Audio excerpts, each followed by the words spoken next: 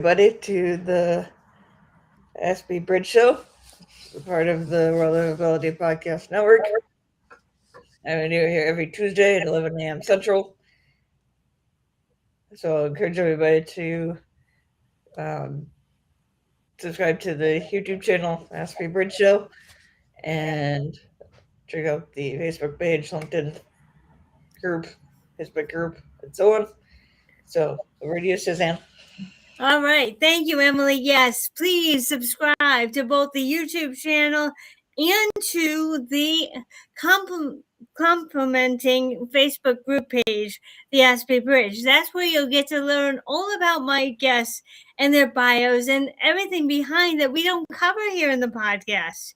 So today we're talking about a new podcast series. A lot of you are like me, afraid of that interview process. And you've either been unemployed or underemployed because sometimes it's easier to get a job in retail, but your skills are so much stronger than just being in retail.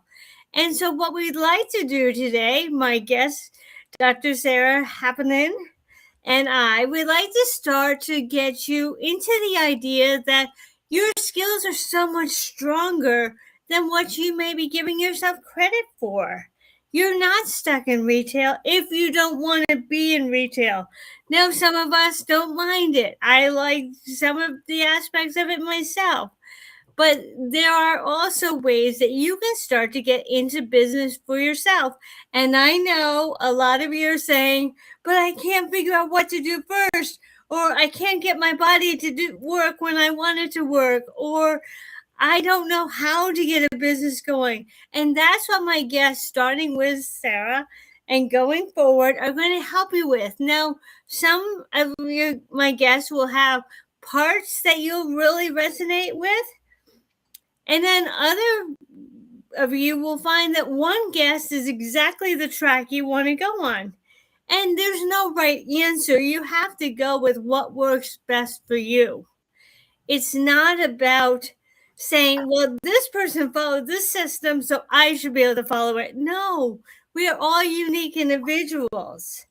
And something will resonate with you and say, I can do that. And others will be like, that's going to be a little bit harder because my autism or my ADHD. So you have to know yourself. Just like last week when you have to know how to go into front of a mirror and say, I like the qualities of me that make me me. That's the same thing about going into your business.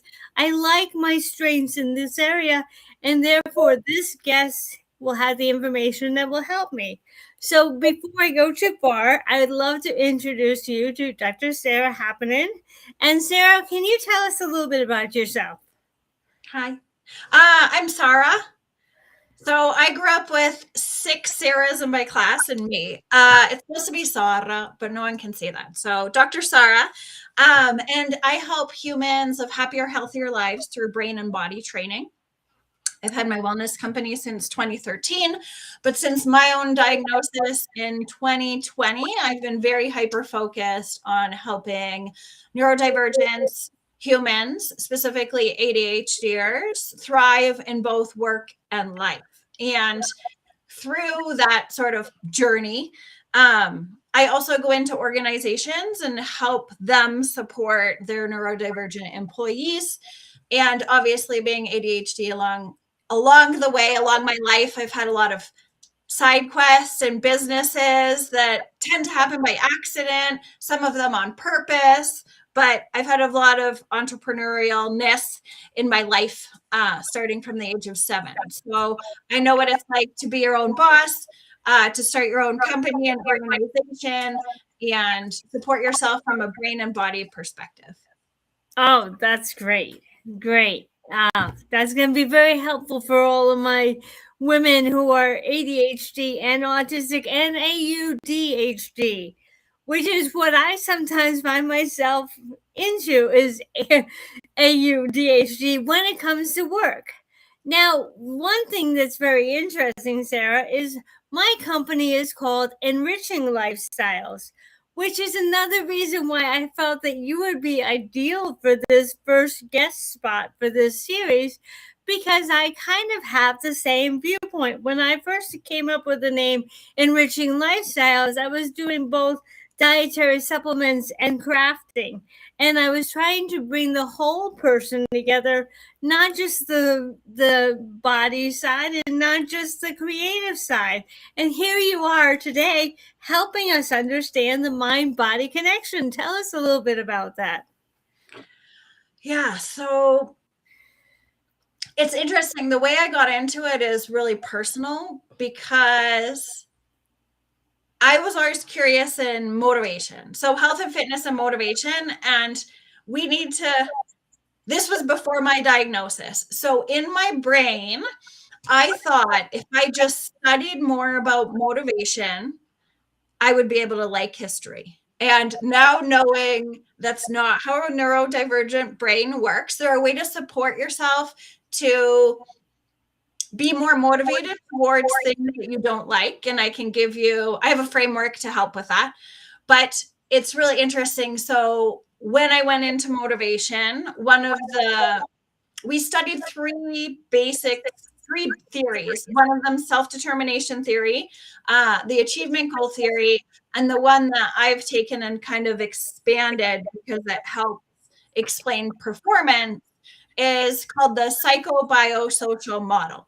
So that's looking at a human from a holistic perspective of what's going on in their psyche, how are they thinking, what is their body doing, and then how does that interact with society. And when I was doing my research, we were looking at high-level athletes in 3 different countries, but that does not matter because we're all humans.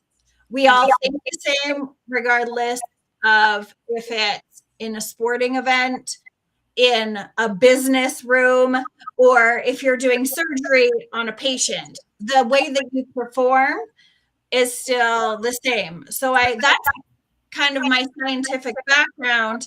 And then sprinkled in now is all the neurospiciness of knowing the difference of how our brains are wired differently, how they act differently, how our neurotransmitters are different. So I kind of take this holistic perspective and help the individual or the organization learn to work with their brain and not against it, so it doesn't have to feel so hard. That's incredible. Yeah, no, you're right. It doesn't matter where we're coming at as far as what kind of activity we're pursuing. It's how we manage our brain and body connection to achieve the success, which is why I kind of named this success through the whole aligned system, not through the motivation. I didn't call it achieving success through motivation or achieving success through time management or this or that. It's the whole body that needs to take into consideration how we work and how we go through this world. We are all human first. Before we have any label of ADHD or autism or AuDHD, we're all human. We all have ideas of where we want to go forward, but we're just not quite sure how to go about that, which is why I'm starting this podcast series so that you can learn what systems are going to work for you and how to get your body going. And that is going to lead me right into the idea of energy management. What time of day are you at the highest level of energy versus when is something due? Can you talk a little bit about energy management versus time management and how to put our bodies first when we're trying to accomplish some of the bigger activities that go into creating a business? Yeah. So I would say the first step requires self-reflection. And for some, especially autistic humans, this can be a little bit of challenge because of the concept of interoception, which is knowing how your body feels. So depending, and of course, we're all different, but that could look like not being able to reflect when you're full, not being able to reflect when you have to go to the bathroom. And of course, those are really different examples, but if you're not used to thinking this way, it's also a way that you can train your brain. So you train your brain like a muscle, I do personal training. I didn't do one bicep curl and I was fit, right? You do hundreds and thousands over and over again, and you train your brain the same way. So the first step in this process is to just start paying attention throughout your day. So that might even, because of our executive functioning being the way that it is, being neurodivergent, that might mean that right now you take out your phone and you set an alarm that goes off every hour, maybe at the top of every hour, if you like quarter past, whatever it is. That alarm is going to go off. I want you to make that noise different. So it's not like a normal alarm. Pick a tone that you don't usually use. When that alarm goes off, you're going to take a few seconds. And I just want you to assess your energy. How do you feel? Do you feel energized? How does your brain feel? And how does your body feel? So for me, and I've done this, I'm never going to ask my humans to do anything I would never do.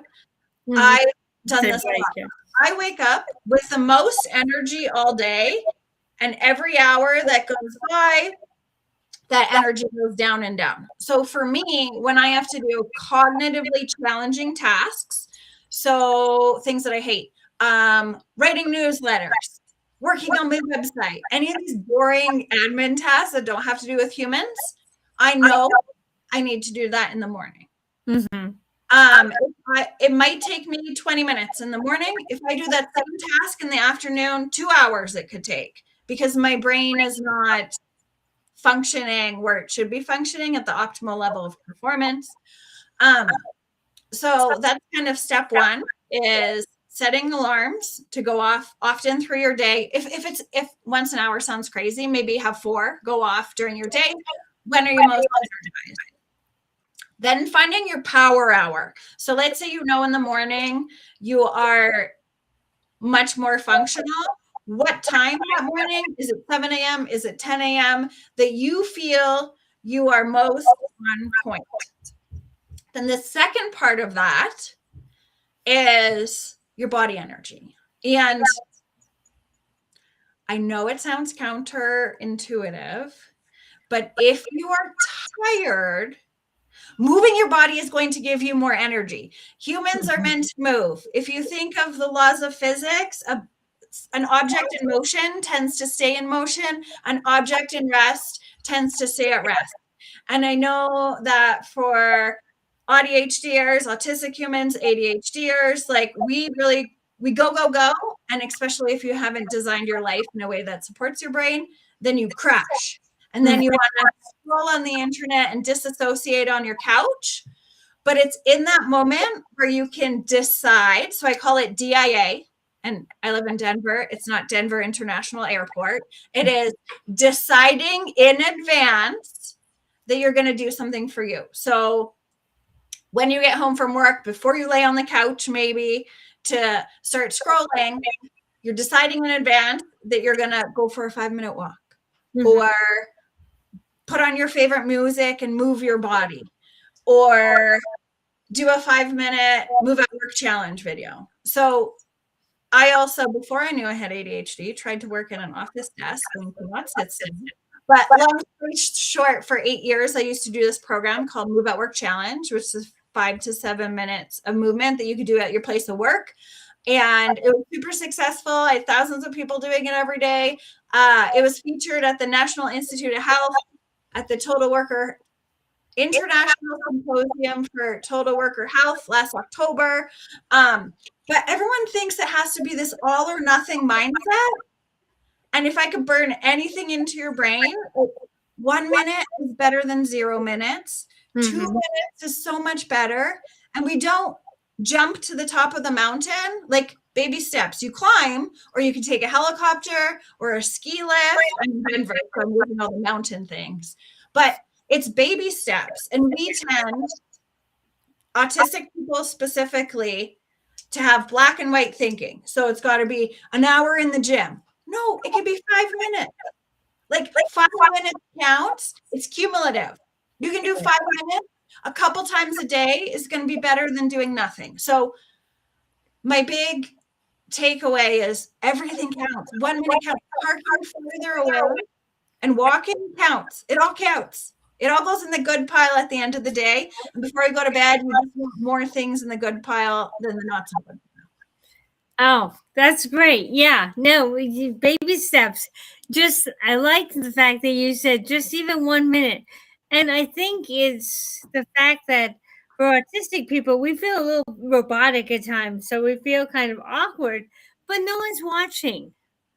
No one's watching you. Feel free to just move. And if you're not comfortable with dancing, put on music and walk, as you say, to the mailbox a couple of times. Walk a little bit further. Whatever moves you, literally do it. Whatever is comfortable. Take a walk in nature if that's more comfortable. But getting your body to continuously move, you're going to increase your stamina to keep going throughout the day. And I like the fact that you said before you come home and just plunk on the couch, rethink that. DIA, decision in advance. What a great way to do it. Put on your calendar. Okay, I get out of work at 4 o'clock today. This is what I love to do. And go do it. Mm-hmm. Well, and another huge tip is accountability with someone else. Because we break promises with ourselves. You know how much you do that. Like a lot of percentage of the time. But if I'm going to call Suzanne and be like, we're going to walk after work at 5 p.m., I might not feel like showing up, but I don't want to disappoint you. So I would show up there. And two things also, task transition for neurodivergent brains is the hardest part. So once you're in motion, it's way easier to stay like moving. Or if you say, I'm going to do 5 minutes, after 5 minutes, it's so much easier to do another 5 or another 10. So task transition and then external accountability or body doubling are also really like great. Yes. Yeah. You tend to forget that you're exercising when you are being social. Call the friend and talk to them while you're talking. Even if they can't be physically with you, just having someone on the other side of the telephone can keep you going. And if you're getting out of your car, you're already in motion. Yeah. Instead of going into the house, just take a walk up to wherever you find is a good location, say hello to a few people, get the social in and come back again, and then you already be in motion. What I wanted to go into next is building systems that support success, and that is one of them. The accountability is great. Let's transition a little bit from the body into the mind.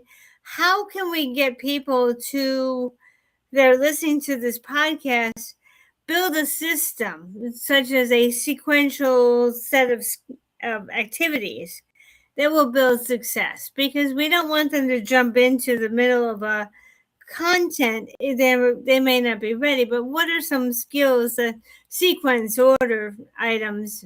Well, that's the same thing. What is a sequence that we can help them develop to get into a business plan? I have a lot of answers for that one. Usually, so if I were working with a human one-on-one, I'd have them do an assessment. And our assessment has 13 mountains that you climb. And usually with humans, so you get two choices. If you want the fastest level to success, you kind of pick the one that you ranked the lowest on and tackle that first. But often for a lot of people, that's very scary. So then the other option is to find one that's not as scary, or maybe you enjoy or like a little more, and tackle that. But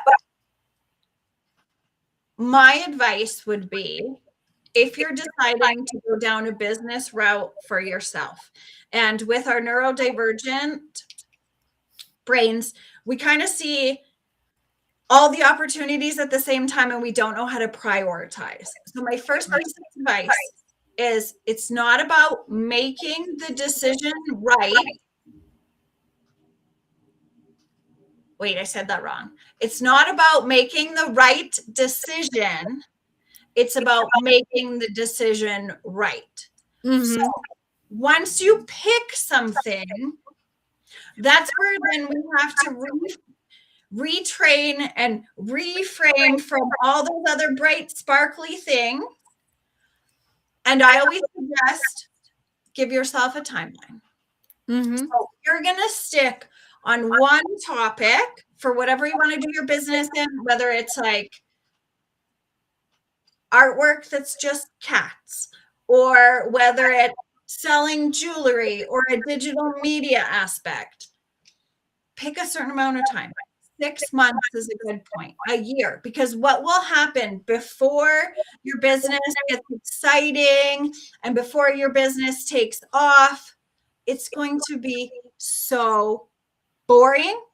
It's going to require a lot of task transitions. It's going to require you to wear a lot of hats.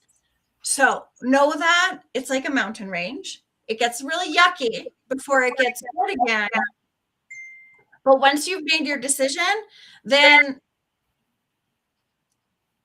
self-reflection on what you're good at.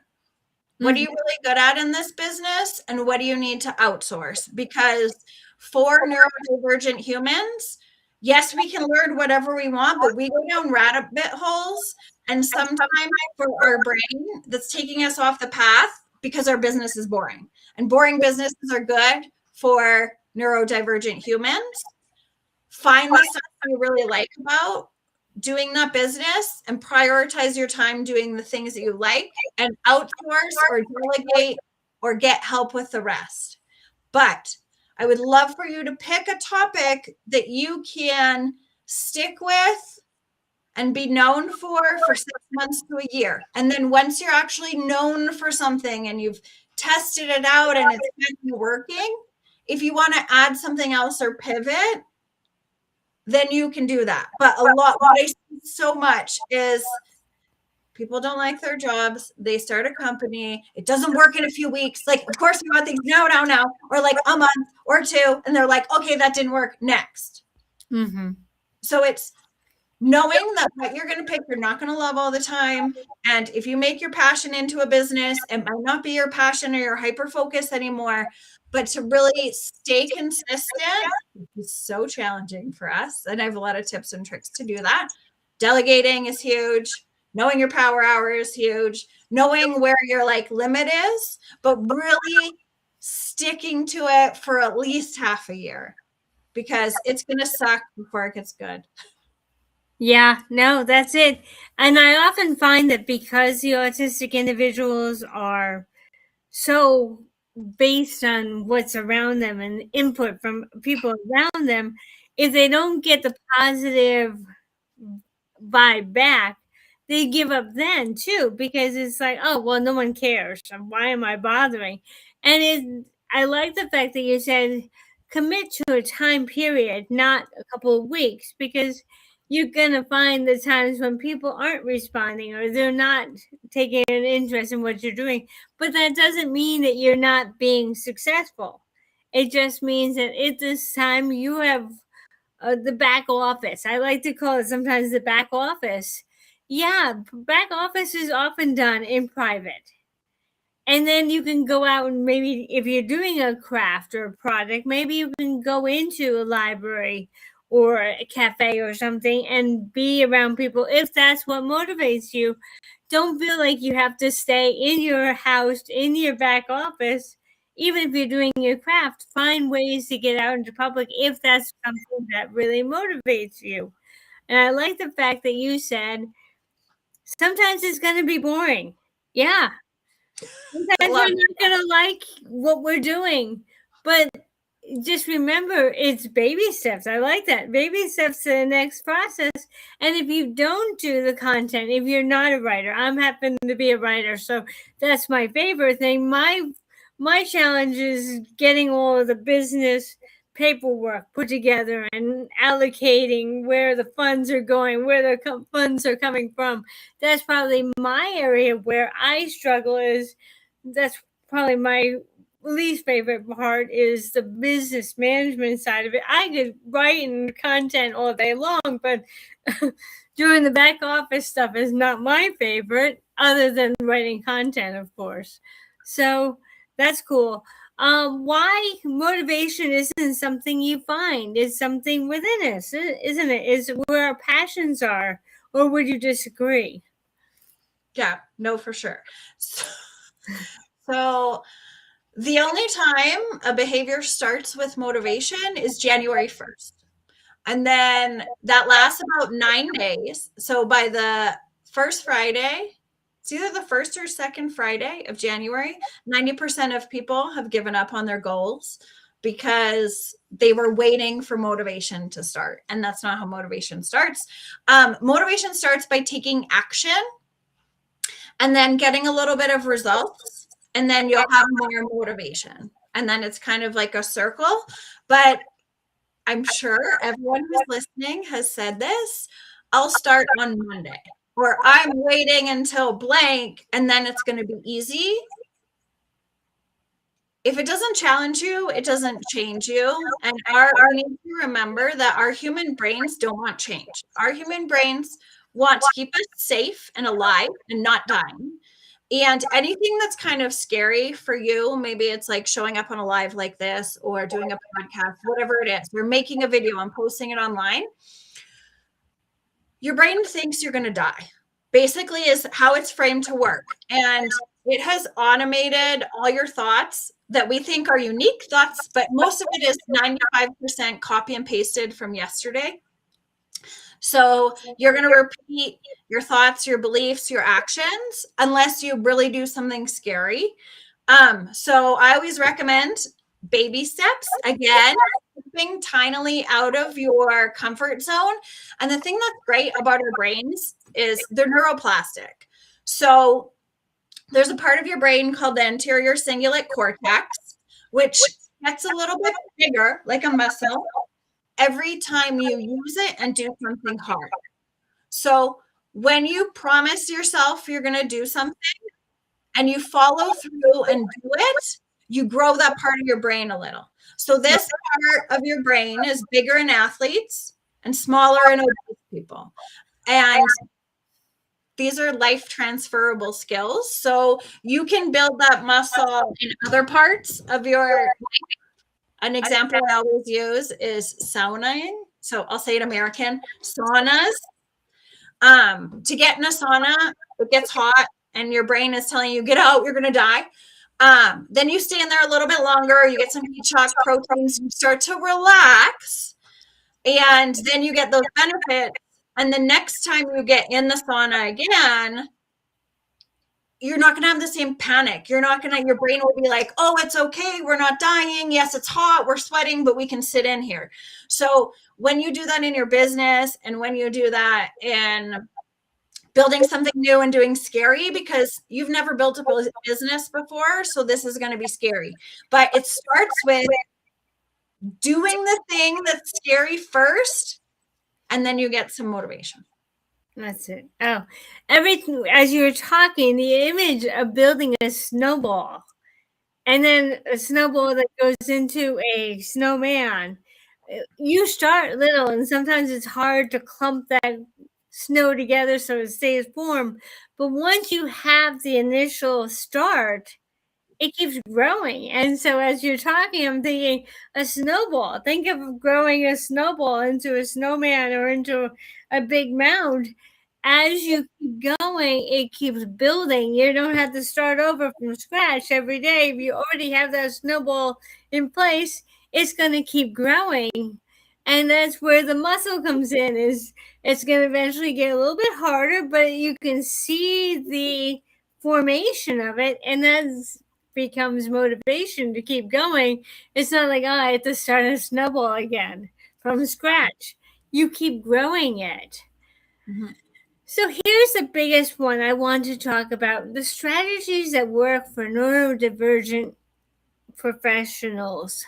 And what I mean by that is, how do they decide on how to get into business, and is it worth it for them? And can they maintain it? Because a lot of it is the snowball effect of starting small and building. But what techniques can we help them with so that they don't give up on it after the year that you were talking about? what can we do so that they feel like they can keep going even on the hard days? Yeah. So first, I will share. I have a model that helps with motivation. So I'll share that, and then I also have a 20 plus checklist on how to get started on hard tasks. But I will say, with the business part of it, understanding some things about your brain when you go into it are really helpful. So we tend to have things like rejection sensitivity dysphoria. Oh, So taking, especially with a business, you're going to get a lot of no's. I don't care what you're doing. Think of it like a numbers game. Like for applying for speaking, let's say one of my speaker coaches says you're going to get 25 no's. That's your goal. Like, yes, you might get some yeses, but you're going to apply so much that you're going to get 25 no's. And then if you get a yes, you'll be excited. So I think reframing the way you're thinking about rejection and working on your rejection sensitivity dysphoria, if you know that you have that, is going to be huge to prevent a lot of those emotional outbursts and our impulsivity and all of the stuff that you'll experience as your business owner. The other side of that is maybe you want to start a business because you have demand avoidance. So for me, I wouldn't say I have oppositional demand avoidance, which tends to be like super intense, but I do have demand avoidance, and I cannot handle if someone tells me what to do. So this is kind of like the opposite of, if you start your own business, you get to be your own boss. You get to make these decisions, and you get to decide how you're running or doing or creating the systems that work for you. So that's like a good positive. But with everything, there's like the goods and the bads. And I think it's really important to keep going even when it sucks. So I'm going to share with you now it used to be called the Funk MS model, but I've rebranded it for fun.com.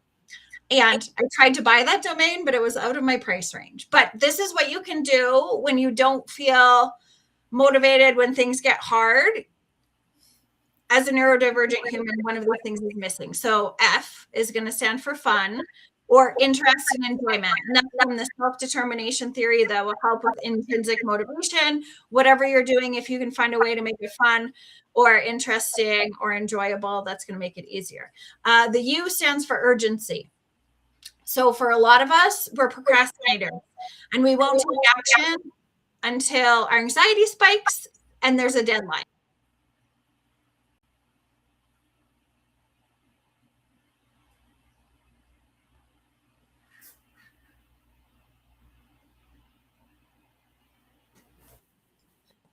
We're back. Yay! Yay. The thing about having your own business is that urgency is something that you're in control of, so you can push it back. Like, I need to get my website up by Tuesday. I can push it back. So be externally accountable to somebody else. It's very helpful. The N, which stands for newness or novelty, at the beginning is going to be great, but you're going to find things that you have to do, like Suzanne said, invoicing or the admin or business development, that you don't like, that you have to do over and over again. So I have to send invoices to clients every month. Is there a way that I can make this new or novel or just a little bit different? And sometimes that might be just like change the environment, like you said, like go to a coffee shop and invoice there. It might be easier. Okay, fun.com. C, challenge or competition. It doesn't necessarily have to be with other people. It could be with yourself. So for me, let's say I wrote newsletters and it took me 3 hours. Can I write 5 newsletters in 2 hours by finding my power hour and doing it earlier in the morning? So you can do competitions with others or challenges with yourself. And then the O stands for others. So that's the relatedness concept from the self-determination theory. We're not meant to be on this planet alone. Surround yourself with other business owners, with other neurodivergent. The 5 people you spend the most time with. And nowadays that also includes like, who are you exposing yourself to in your feed? Because you're going to start thinking like them, acting like them, doing like them. So really be aware of the people you're surrounding yourself with. And then the last one is M. So movement. Of course, I'm an advocate for movement in the gym and moving your body, but I also mean, like, I got a twirly whirly on my ring here. I wrote my PhD with a vibration platform under my desk. On my back patio, I have a hammock swing and a teak moving chair. If our body is in motion, it's usually enough stimulation. So it works like meds. Find my meds here. And has been as effective as medication for depression and anxiety. Some movement, that's exercise movement, not this kind of movement. Getting your body in motion is usually enough stimulation so your brain can focus. So then it's easier to do those hard, boring tasks you don't want to do that are moving your business forward. And the last thing I will say, that's not part of the fun.com movement model for starting your business, is having strategies for the days and like bare minimum things you're going to do to move your business forward financially. Because we want to always do the fun stuff or the human facing stuff or the things we're good at. But whether you decide to do it on a daily basis, a weekly basis, every second day, whatever works for you in your system, are you moving the needle on the money making aspect, which is usually the hard thing you're avoiding? Because if you're not making $600 in your business, it's a hobby and you don't have to file a tax return. But at the end of the day, the ideal business is making money, right? So yes, do all the fun stuff and organize your life, but how are you going to do the hard things that are going to move that business needle forward when you don't feel like it? So check out my checklist. I give you 20 ways to kind of do the hard tasks.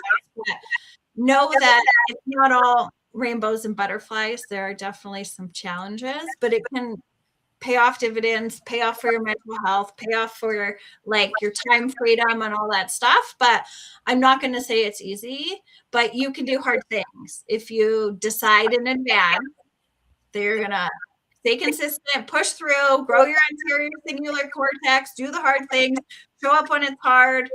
Like, you see these overnight successes on the internet, but there's stuff happening in the back end that's not an overnight success. Like, these people have been working usually a long time. Of course, there's some exceptions, but generally there's a lot of back end work that happens too. I love the Tony Robbins saying, and I may misquote it, but some people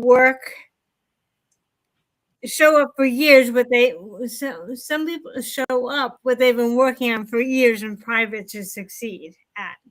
I think it's something like that. Please forgive me, but the context is that we don't know how much time people have spent.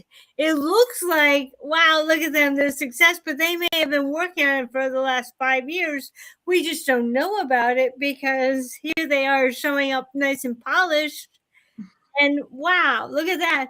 And that kind of brings me into my example of back in 2018, the idea of me being on video. Never mind a podcast. 2018, that's not that long ago. I couldn't even get on a video to record it, to send to someone. And then I found out about rejection and sensitivity. let me just say, I had joined this organization to become a coach. And I was going to the workshops and nobody was showing up because women were afraid to come to a workshop and admit that they were autistic at the time. So I would be in an empty workshop ready to go and nobody would be there. And then I got the idea to do a podcast. Now I'm offering content. It doesn't matter who is in the room. It does matter that you're there. I don't want to say it doesn't matter that you're there, but I can't see you. So my rejection sensitivity doesn't get blown off by my doing the podcast because now it's for everybody who wants to enjoy it. And here I am. And as you were talking about the challenge during this podcast series, I will hit my 100th episode. So yeah, I'm celebrating Awesome. that. 100 episodes of the Aspie Bridge. That is my personal challenge. And if I can go for it, I like what you said when you said, just do it. Don't be afraid. And do it. Don't wait till you get somewhere. That's what I was trying to say. Don't wait till you get somewhere to start. Start where you are right now, from where you are with what you have. And it may mean just going on and doing a Facebook Live. I haven't done Facebook Lives. I'm better at doing videos and uploading them, but that's okay. Don't make it wrong. I like it when you said, make a decision, make the right decision. You said, make the decision right for you, if that's correct, right? You don't have to worry about making the right decision. Make it right for you and what you're capable of doing. If you can do it live, do it live. If you can show up and talk to people at a cafe one-on-one, whatever is right for you, that's a good place to start. Now, Sara, I want to ask, would you be willing to put your questions on the Aspie Bridge Facebook page as a link so that people can see whether or not the business is right for them? Yeah, for sure. Because I think the decision to start is probably one of the biggest decisions, especially if you're in a job and you're getting paid and you kind of like it. But don't sell yourself short. If you can do so much more and you want to do so much more, that's the big thing. If you want to do more than what you're currently doing, then go ahead, take Sara's questionnaire, see if it's something that you can put your mind to. For me, it's life coaching and helping other women to come out here.